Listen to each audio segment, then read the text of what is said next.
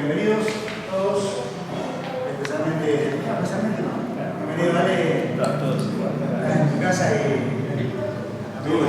No todos somos iguales. Uno más igual que el otro. Somos todos especiales, somos todos inmediatamente especiales. Bueno, dale un amigazo, compañero de trabajo, que me parece también. Y bueno, inauguramos entonces con el tema de la apología y vamos a leer algunos padres de la iglesia. Gente que en su tiempo se jugó y habría que ver si nos estamos jugando nosotros también ahora por cosas que van surgiendo. Pensaba en casa en dos textos nomás para alargar esto, orar y ya escuchar a Claudio y participar todos. Antes de terminar el primer siglo, los primeros comienzos de la vida de la iglesia, ya comenzaron a haber situaciones internas en la vida de la iglesia y ya está claro en la palabra, cuando Pablo escribe a los Gálatas, una de las cosas que él dice es: estoy asombrado de que tan pronto os estéis apartando del que os llamó por la gracia de Cristo para ir tras un evangelio diferente. Así que esto escrito en la segunda parte, en la segunda mitad, digamos, del siglo I, y Pablo dice: no es que haya otro evangelio, sino que hay algunos que os perturban y quieren pervertir el evangelio de Cristo. Pero aún si nosotros mismos a un ángel del cielo os anunciara un evangelio diferente de lo que os hemos anunciado, sea anatema. Como ya lo hemos dicho, ahora mismo vuelvo a decir: si alguien os está anunciando un evangelio contrario al que recibisteis, sea anatema. La gran pregunta para nosotros es: ¿cómo reconocer un evangelio diferente? Y a veces ponemos mucha más pila en conocer lo diferente y no le ponemos tanta pila, por usar una expresión así, en lo verdadero, ¿no es cierto? Entregan a los cajeros de los bancos, dicen, metiéndoles de vez en cuando un billete falso, ¿no es cierto? Entonces cuando van contando se dan cuenta del falso y lo sacan, no solamente al tacto. ¿Por qué? Porque tienen tanto conocimiento de lo verdadero que lo falso sale solo, ¿no es cierto? Dios permita que cada uno de nosotros sea así, que tengamos tanto conocimiento de la verdad, tanto conocimiento de lo que es la palabra de Dios pura, que lo falso podamos detectarlo y sacarlo de nuestra vida, porque no hace bien, ¿no es cierto? Así que creo que los padres de la iglesia hicieron eso, ¿no? Y conocían tanto la verdad que comenzaron a advertir a los suyos en contra de las herejías que ya estaban surgiendo en el primero o segundo siglo hacia adelante. Así que bueno, gracias Claudio una vez más. En el boletín pusiste: ¿quién diría quinto año de filosofía? ¿Quién lo diría? ¿Quién lo diría, no? Así que bueno, este grupo que nos hemos animado a compartir un lunes por mes estas lecturas, aquí estamos todos. Bueno. Sigamos ahora y ya. Señor Dios, gracias te amo porque nos das el privilegio de estar juntos también. Increíblemente, Señor Dios, nos encontramos para leer y estudiar a los padres de la iglesia que han sido también tocados por ti, han sido llenos de sabiduría por ti y se han propuesto en su corazón advertir a los suyos acerca de las cosas que están sucediendo ya en aquellos tiempos. Señor Dios, no nos asombra lo que vemos alrededor nuestro, pero tal vez nos entristece lo que hay dentro nuestro. Por eso te pedimos que pongas en nosotros, a partir de esta lectura, el firme deseo de conocerte cada vez más, profundamente, de tal manera que aquello que llega a nuestra vida, Señor, que no viene de ti, podamos desecharlo sin ningún tipo de inconvenientes. Gracias, Señor Dios, por cada uno de mis hermanos preciosos. Te pedimos que bendigas también a Claudio, para que, como siempre, Señor Dios, en la exposición podamos comprender lo que Él tiene en el corazón para nosotros. En nombre de Jesús. Muy bien, Claudio. Gracias. Bueno, bienvenido a todos. Gracias por estar nuevamente acá en el café, el quinto año. El eje temático para este año va a ser todo lo que es la patrística, ¿no? Los llamados padres de la iglesia, ¿no? Y no es arbitrario el uso de padres, ¿no? Sabemos que cuando decimos Justino como padre, no nos referimos a alguien que para nosotros debe ser como un ídolo, digamos, ¿no? Sino a alguien que es un padre espiritual en cuanto a que marcó los caminos de la tradición de la fe. ¿sí? Y para eso quiero detenerme un poquito en qué cosas pasaban entre el siglo I y el siglo II. ¿Sí? Si no se me cae el pizarrón, yo quiero escribir algunas cositas. Los padres de la iglesia, hoy nos toca Justino, Tertuliano, ¿sí? Atenágoras, Tasiano, tuvieron que luchar contra la herejía. ¿Sí? La palabra herejía quiere decir airesis en griego, que quiere decir partido o escuela. ¿Sí? Simplemente no tiene un uso negativo ni positivo, quiere decir escuela. Un hereje es alguien que adhiere a una escuela de pensamiento. Claro que la palabra heiresis en boca de los llamados heresiólogos, es decir, lo que para nosotros son los padres de la iglesia, y para quienes critican a los padres son los heresiólogos, a partir de la concepción heresiológica hay un sentido negativo. ¿Sí? Un hereje es alguien que se opone a la verdadera fe que los padres de la iglesia hablaban de la regla de fe.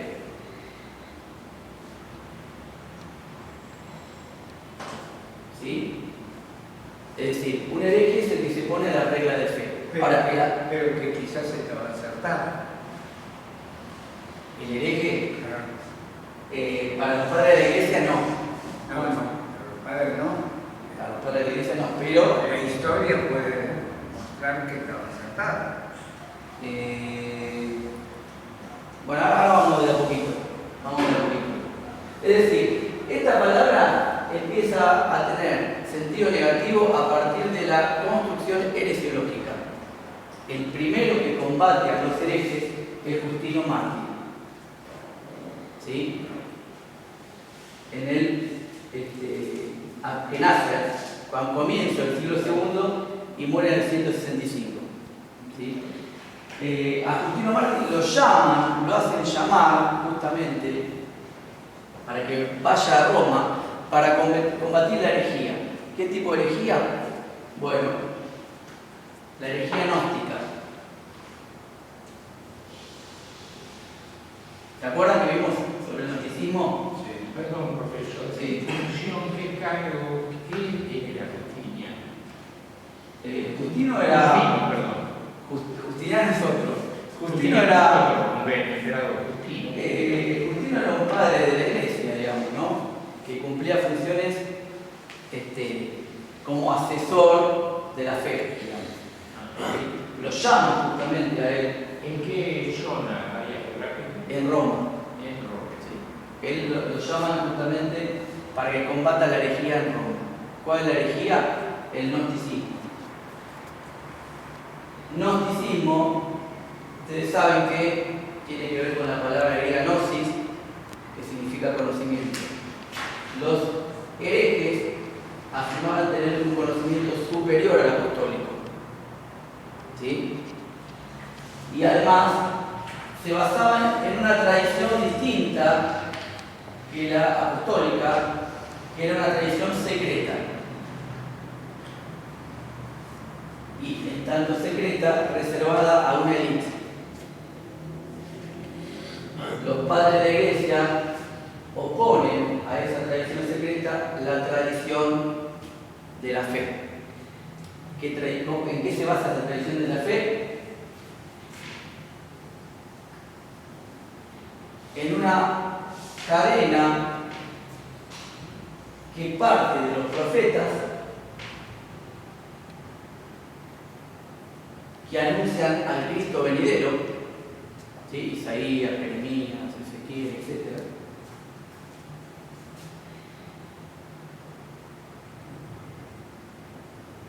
En Cristo se cumplen esas profecías. Los apóstoles, que quiere decir enviados en griego, ¿sí? Son los apóstoles de Cristo. ¿Sí? Luego de los apóstoles vienen los padres apostólicos,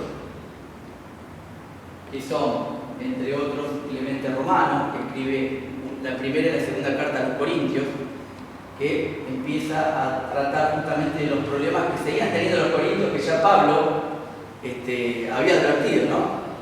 Problemas de rivalidades entre ellos, sectas, etc. Los padres apostólicos, podemos hablar de Policarpo, discípulo del apóstol Juan, Hermas,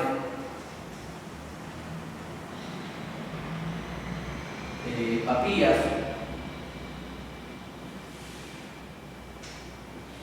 Ignacio,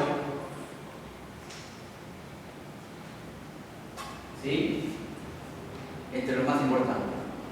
A los padres apostólicos después le debemos sumar los padres apologistas.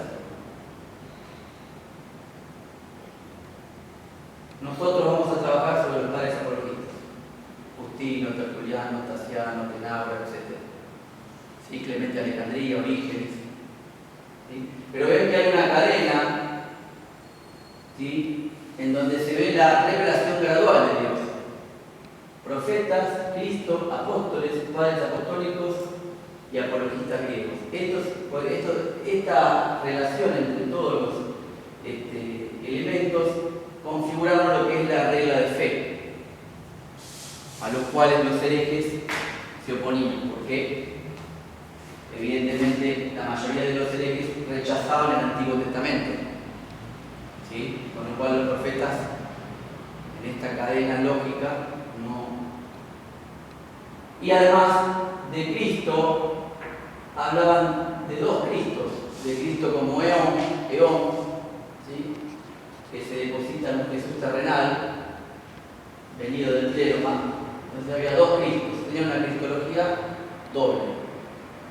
De los apóstoles aceptaron parte de los escritos de Pablo, muy poco.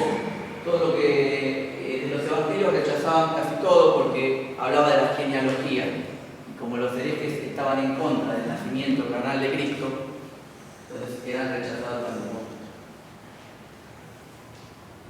La discusión que yo quería entablar ahora es esos padres apostólicos, sí, previo al que le siguió, ¿no? Sí. ¿Qué escuela tenían? Y la mayoría, en gran parte, algunos eran filósofos, otros no. ¿Te refieres a la escuela de pensamiento? Claro. Y algunos eran filósofos, otros no. Por ejemplo, Ignacio era un pensador extraordinario. Era un pensador extraordinario.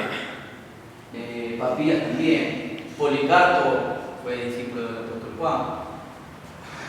O sea, tenían una formación. Aparte, eso tiene que ver con lo que más nos acerca del cristianismo primitivo a nosotros. Los padres apostólicos. Por eso te pregunté qué escuela tenían. Por eso yo, cuando le mandaba la invitación, como todo filósofo le gusta despertar polémica, y digo, los cristianos hoy saben más de quién predica en la radio, cómo se llama, que quién fueron todos estos personajes, que, conociendo lo que ellos escribieron, sinceramente, por lo menos para mi gusto, es mucho más profundo que muchas cosas que se escuchan en la radio.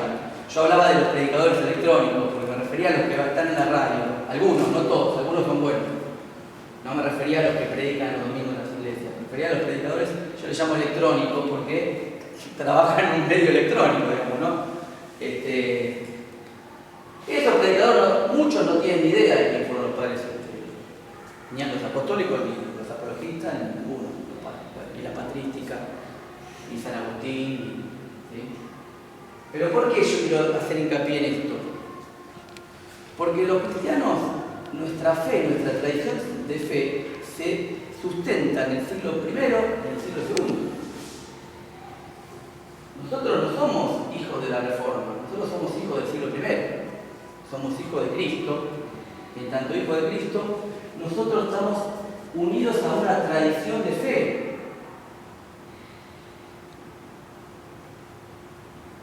Que la Reforma, de alguna manera, ha tratado de romper esta tradición.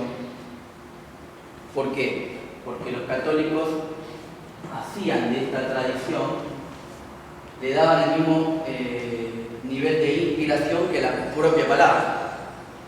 O sea, para el católico la tradición más la Biblia, más las cartas magisteriales, lo que han dicho los papas a lo largo de los siglos, del siglo IV, no, antes del siglo IV, ya en el siglo II había una especie de monarquía, que Ireneo en sus Adversos Herejes habla de Linneo como el primer obispo papa, ya, ¿no? Pero en el siglo IV se consolida más el sistema monárquico, ¿no? El sistema papal. Digo, estos tres elementos eran inspirados por Dios, ¿no? Lo que decían los papas, la Biblia y la tradición. Pero nosotros, sin creer en esto, podemos seguir sosteniendo este primer elemento, que es la tradición de fe. Nosotros no decimos que los padres de la iglesia hablaron inspirados por el Espíritu Santo, pero nosotros creemos que lo que más nos acerca al siglo I y al testimonio cristiano son los padres de la iglesia. ¿Por qué? Porque es lo que más nos acerca a Cristo. Nosotros no podríamos romper con la tradición de fe.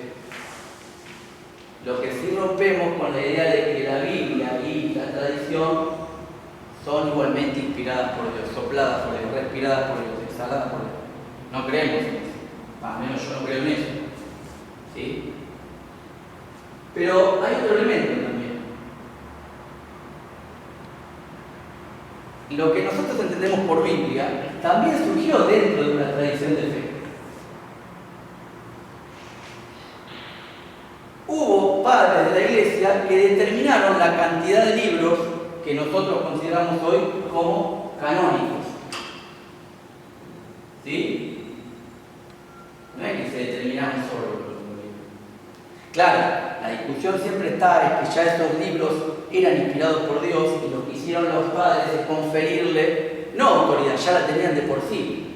Determinaron qué libros tenían verdadera autoridad y qué libros no la tenían. Entonces, siempre está la discusión, ¿qué está antes? ¿El canon o la tradición? ¿Qué es lo que precede? Es ineludible, es inevitable que para que haya un canon hay una tradición de fe, que ese canon se da dentro de una tradición de fe. ¿Sí? Ahora, que ese canon se dé dentro de una tradición de fe no significa que esos libros ya no tenían autoridad por sí mismos, por haber sido escritos por el apóstol Pablo, por los demás apóstoles, etc. ¿Sí? ¿Me siguen lo que quiero decir ahora? ¿Y por qué es fundamental en el siglo I y el siglo II la tradición de fe? Porque a la tradición de fe los herejes le oponían la tradición oral. Y frente a la tradición oral, que era secreta, que era elitista, misteriosófica, ¿no? Se hablaban del misterio de sabiduría. ¿Cómo contrarrestaban los padres de la iglesia esa tradición oral y secreta? ¿A través de qué? De una tradición de fe que ellos le llamaban las reglas de fe. Las reglas de fe. De ahí va surgiendo la jerarquía eclesiástica. Pero ¿cómo surge? En discusión con la herejía. Hay una tradición de fe porque hay herejía. De alguna manera se va construyendo también la tradición de fe. El dogma se va construyendo también. ¿Sí? ¿Me siguen lo que digo? ¿Cómo es eso que se construye el dogma? Se construye la creencia. Es muy difícil encontrar en los primeros padres una concepción trinitaria. En los padres apostólicos también, es muy difícil. ¿Cómo se va construyendo eso que nosotros hoy creemos en la doctrina griega, la idea de trinitaria? ¿Sí? Es decir, que la tradición de fe se alimenta, se construye a partir de la oposición que le generan los herejes. Y entre ellos, los más importantes, por lo menos aquellos que han sido cuestionados en las obras de los padres, han sido, primero y sobre todo, Simón el Mago, que aparece en el libro de los Hechos, ¿sí? Pero también Menandro, Saturnino, Marción, Cerdón,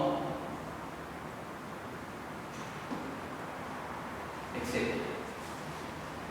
Ellos han constituido una fuerte amenaza para la estabilidad doctrinal del cristianismo, para los primeros cristianos. ¿Sí? Marción fue expulsado de la Iglesia de Roma. Después que él aportó dinero, fue expulsado de allí por esa pequeña jerarquía eclesiástica que ya se estaba constituyendo, ya en el siglo II. ¿Sí? Y lo demás está dentro de la lógica del gnosticismo, que es la negación de la materia, ¿sí? La concepción negativa del Dios del Antiguo Testamento, la postulación de un Dios superior, ¿sí? El agnostoseos, el Dios desconocido, ¿sí? Etcétera, etcétera.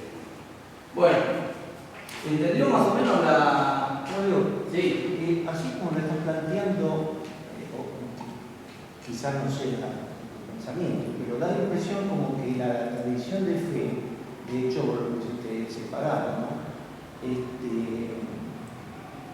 Es una etapa más y se suma o es distinta a la Biblia. Sí, la tradición de fe es un trabajo exegético que se hace sobre la palabra que en aquel momento se estaba inspirada. No, yo dije que surgió en discusión con la herejía, o sea, el diálogo. Sí, no es que está bien, es pero no me parece que podamos poner, por lo menos en nuestro medio, la tradición de fe separada de la Biblia, de la palabra inspirada. No. Yo dije no. No, pero como lo pones separado. No, lo que dije separado es para no caer en el error católico de creer que la tradición es inspirada por Dios. Es decir, nosotros lo que creemos, Sí. por lo menos el fundamento que tenemos nosotros, está basado en las escrituras. Sí. No importa el canon o si el canon fue posterior, anterior, pero está basado en las escrituras. Sí. La tradición de fe es un trabajo de interpretación exegético que se hace sobre las escrituras. Sí. Pero el las fundamento de nuestra fe no es las escrituras no estaban formadas. No me importa, pero se Hombre. tomaban los libros que después formaron la escritura. Es una discusión larga. Bueno, entonces por Al eso... tomarse los libros que después formaron la escritura, ya hay un trabajo exegético, como decís vos. También. Y en ese sentido, los libros que nosotros tenemos hoy surgen en discusión con la herejía. ¿Por qué se tomaron esos libros y no otros? ¿Por qué Tertuliano dijo que sean 4 los evangelios? La única interpretación que nos Porque eso queda a se construyó. eso es que la tradición de fe tiene el aval no de las escrituras, sino del Espíritu Santo, porque si no, no podríamos entender de que alguien pueda construir una tradición de fe. Y ahí caemos en la concepción católico-romana que tanto criticamos. Que ellos dicen que la tradición de fe, al surgir y de alguna forma determinar el canon también es inspirada por Dios. Lo que vos decís. Yo lo que hacía la separación para no caer para mí en el error de creer que la tradición de fe, lo que los padres escribieron también es inspirado por Dios. Pero yo dije también Si no que... es inspirado por el Espíritu Santo, la única alternativa que nos queda es un trabajo de análisis filosófico. Porque si no, ¿cómo se construye? Si no lo construís a través de la fe, lo tenés que construir a través del conocimiento. Sí. Entonces, nuestra tradición de fe surge de un trabajo filosófico, Sí. no de inspiración. Es muy difícil. Pero es fundamental, porque entonces o creemos en cosas inspiradas o creemos en una tradición griega, me refiero a la idea de pensamiento filosófico, ¿no? Pero o creemos en una cosa o creemos en otra. Yo no estoy muy en contra de que puede venir una tradición filosófica. Yo te lo digo desde el punto de vista de lo que es el pensamiento tradicional de la Iglesia. Ahora, Carlos, la tradición puede estar fundamentada en la fe. Claro. Es decir, no es que la tradición es algo extemporáneo fuera. No, en La ese tradición momento no. puede tener... No, en ese momento no. En ese momento la tradición... Y no, yo no me animo a Eso decir para que... nosotros que estamos a 2000 años. Pero en ese momento, cuando se construye la tradición, es el resultado de un trabajo de interpretación. Ahora, ¿interpretación de qué?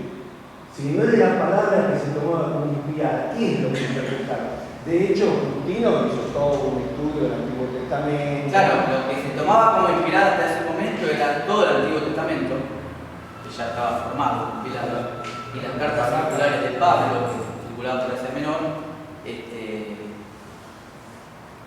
y lo que ellos llamaban el recuerdo de los apóstoles, ni siquiera evangelio, recuerdo de los apóstoles. Estamos hablando del siglo I, casi principio del siglo II. Lo que pasa es que el Nuevo Testamento en el siglo IV recién se va a determinar. En el siglo de Cartago, 393, 402, se ratifican los libros que hoy nosotros tenemos como inspirados por Dios. ¿Sí? Lo que yo decía es que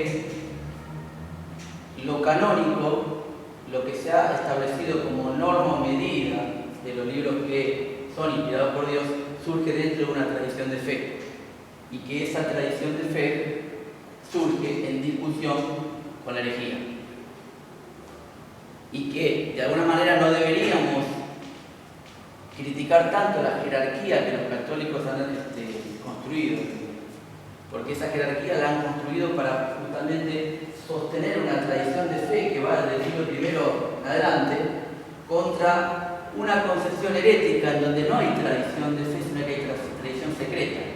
Entonces, cuando los herejes le decían a Ireneo, nosotros tenemos la tradición secreta de los apóstoles, e Ireneo le decía, nosotros tenemos la tradición de fe, es decir, las cosas que ellos han dicho primero, que Cristo ha dicho primero a los apóstoles y los apóstoles nos han contado a nosotros. ¿Sí? Esa jerarquía se empezó a construir en oposición, justamente en oposición a la herejía. Obviamente, hoy la jerarquía católica se ha constituido justamente en una monarquía. ¿Sí?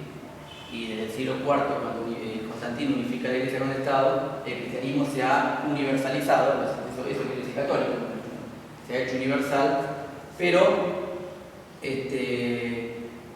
yo quería detenerme en estos dos elementos. La tradición de fe es importante, después vemos si es inspirado o no por Dios. Yo creo que no, ¿sí? Pero que es importante.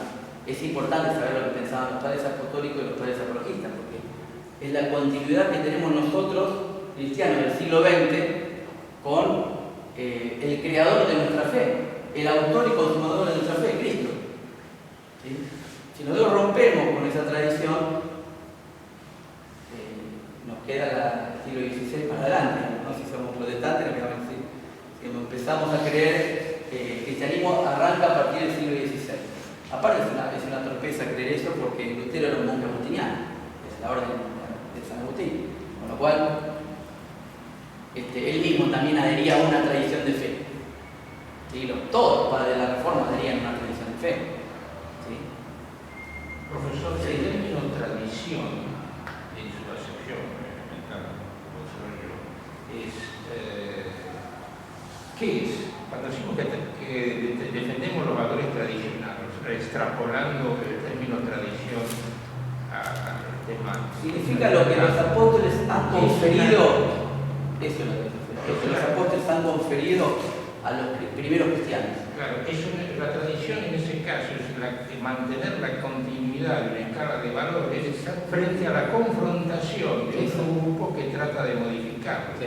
Cuando se dice que en cualquier aspecto cultural o filosófico, aún científico, se quiere mantener una tradición, es para mantener una cierta escala de valores porque puede correr el riesgo de ser destruida. A lo mejor si no hubiese habido esa confrontación, perdón, hablo desde el punto de vista de las estrategias de confrontación, los herejes no se hubiesen reforzado. Digo yo, no sé. La última parte de los herejes no se hubiesen reforzado. No, si no hubiese existido una confrontación teológica doctrinaria, no se hubiese reforzado la acción afirmada con la continuidad de los Lo padres. que pasa es que justamente lo que pasa a ser una tradición de fe y después se transforma en una regla de fe, ya cuando hay regla de fe se murió el pensamiento. La regla es el dogma. Es decir, el dogma es lo que cree cierta parte del cristianismo.